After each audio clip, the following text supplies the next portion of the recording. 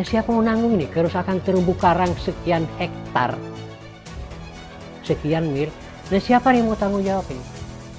Baik, bismillahirrahmanirrahim. Assalamualaikum Indonesia warahmatullahi adalah wabarakatuh. negara dengan Selamat cadangan malam, nikel saudara-saudara. terbesar di Kembali dunia. lagi bersama saya Seiring Tria dengan Wardani peningkatan dalam permintaan laporan nikel utama. untuk produksi Malam ini baterai saya akan mobil listrik, menyajikan kajian separuh mendalam sebagai suplai bagian dari nikel tugas dunia mata kuliah yaitu diprediksi tentang akan sosiologi dan dipenuhi antropologi oleh hukum Indonesia. dengan dosen pengampu yang terhormat Bapak Arianto Ardiansyah. Fokus pada liputan saya adalah isu yang menjadi sorotan nasional, yaitu tentang konflik lingkungan dalam pengembangan Pulau nikel di Labengki Sulawesi bebas Tenggara dari dan aktivitas implikasi hak tambang. asasi Meski manusia. demikian, pulau Itu ini adalah sebuah berseberangan isu dengan lokasi krusial yang dipadati mempertanyakan perusahaan keberpihakan nikel. hukum di Di tengah Konawe derasnya Utara, Sulawesi investasi. Tenggara saja terdapat 50 Untuk perusahaan memahami tambang skala nikel. dalam masalah video tersebut, Di saya sini, akan di desa menunjukkan Buenaga, orang Bajau lainnya redaksi hidup dengan kondisi merujuk yang pada berbeda. liputan mendalam dari BBC Saya News bertemu dengan Indonesia nelayan yang Bajau berjudul bernama Lukman Sengkarut di desa Lembah Buenaga. Tambang Nikel, Banjir di Darat, Rusak di Laut. Dalam video ini menyajikan liputan investigasi mengenai konsekuensi ekologis dan sosial dari eksploitasi nikel yang masif di wilayah-wilayah yang kaya akan sumber daya nikel di Sulawesi, termasuk Sulawesi Tenggara. Pertama, adanya kerusakan ekologis darat dan laut. Dalam video tersebut menunjukkan bagaimana aktivitas pembukaan lahan untuk tambang nikel di perbukitan menyebabkan erosi besar-besaran. Ketika hujan turun, material sisa tambang atau limbah tanah penutup dan oren nikel mengalir deras ke dataran rendah dan pemukiman warga, memicu banjir, lumpur, sedimen yang merendam rumah dan merusak lahan pertanian. Dan ada juga pencemaran laut.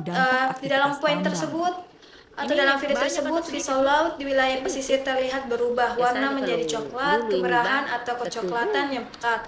Perubahan warna ini diakibatkan oleh endapan sedimen nikel yang mencemari perairan, menyebabkan kerusakan fatal pada terumbu karang, padang lamun, dan ekosistem mangrove yang menjadi habitat utama ikan. Kerusakan ini menghancurkan daya dukung lingkungan lokal, mengancam keanekaragaman hayati dan meningkatkan risiko bencana alam seperti tanah longsor. Di sisi Adapun lain, juga dampak sebagian sosial dan orang isu hak justru asasi bersyukur manusia, dengan kehadiran itu perusahaan pada video tambang. tersebut hilangnya mata pencaharian yang menyoroti kesaksian langsung dari masyarakat lokal, khususnya nelayan dan petani yang menjadi korban langsung. Nelayan mengeluhkan hasil tangkapan ikan yang menurun drastis karena rusaknya ekosistem laut. Sementara petani kehilangan lahan subur mereka akibat diterjang banjir lumpur atau dikuasai oleh konsesi pertambangan.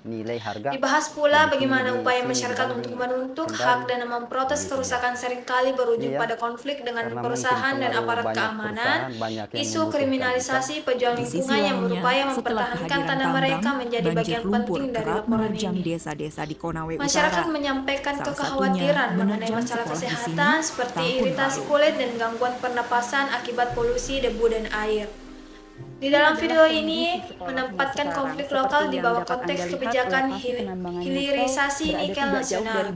Nikel adalah mineral vital untuk produksi baterai kendaraan listrik global.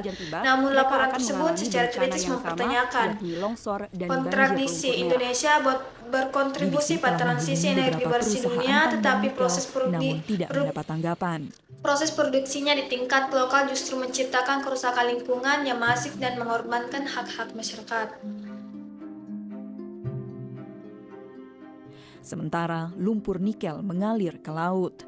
Di bawah air, sedimentasi nikel mengubur terumbu karang. Ikan-ikan pun menghilang. Video ini diambil oleh seorang pegiat lingkungan lokal yang khawatir akan laju kerusakan akibat aktivitas tambang. Tidak cukup dengan kami sudah beli mereka uang debu, uang kompensasi. Berapa uang kompensasi? Tetapi sekarang kamu rusak masa depannya. Kementerian ESDM menyatakan bahwa pemerintah mengetahui masalah di lapangan. Menurut mereka, tambang nikel ilegal yang sulit dikendalikan adalah biang keladinya. Kalau hujan, nah ini kan bagaimanapun tanah itu akan tererosi oleh air dan tidak bisa dikontrol. Nah, tapi kalau perusahaan-perusahaan yang legal sudah dihimbau untuk memiliki sistem penanganan air sebelum dibuang ke laut. Tapi untuk daerah-daerah di luar tambang yang tidak mempunyai sistem yang baik, tentunya pasti akan tergerus, tererosi.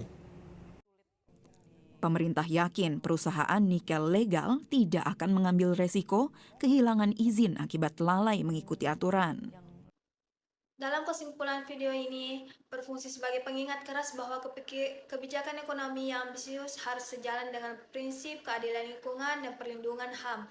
Konflik nikel di Sulawesi menunjukkan biaya tinggi yang harus dibayar oleh masyarakat dan lingkungan demi rantai pasok energi global.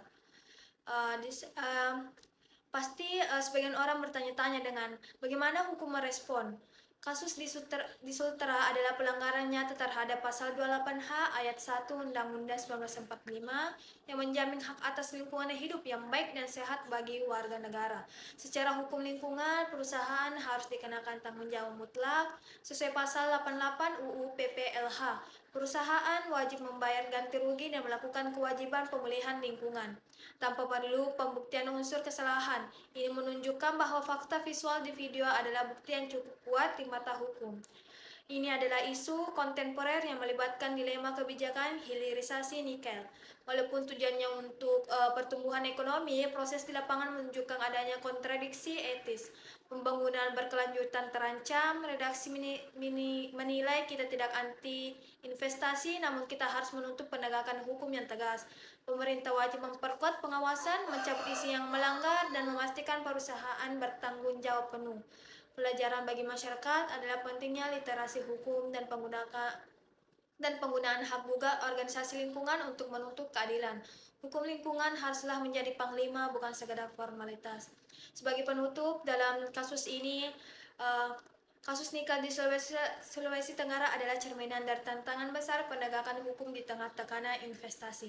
Hukum kita sudah kuat, namun implementasinya masih menjadi pekerjaan rumah bersama.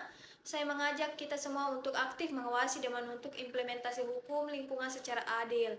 Marilah kita pastikan bahwa keadilan ekologis adalah keadilan bagi manusia dan kita tinggalkan warisan lingkungan yang sehat bagi generasi mendatang. Demikian laporan utama malam ini. Terima kasih atas perhatian Anda. Sampai jumpa di berita selanjutnya.